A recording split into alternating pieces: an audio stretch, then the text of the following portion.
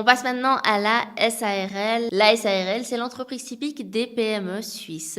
Elle nécessite un capital social de 20 000 francs pour commencer.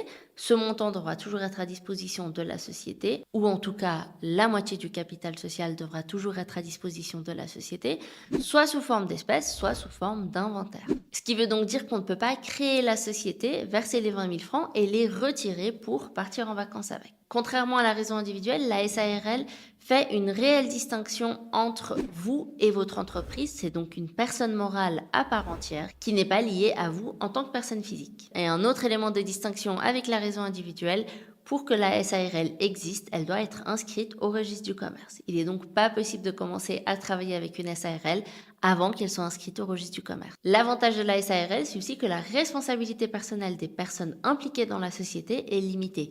Attention, c'est pas une responsabilité qui est exclue, c'est une responsabilité qui est limitée. Et finalement, encore deux avantages. La fiscalité. En Suisse romande, en tout cas à Genève et dans le canton de Vaud, on est environ à 14% d'impôt sur le bénéfice.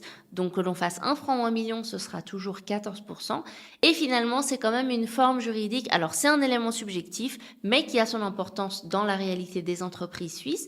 La SARL a quand même une meilleure image que la raison individuelle. On a quand même un peu plus de crédibilité envers nos clients quand on agit en tant que SARL.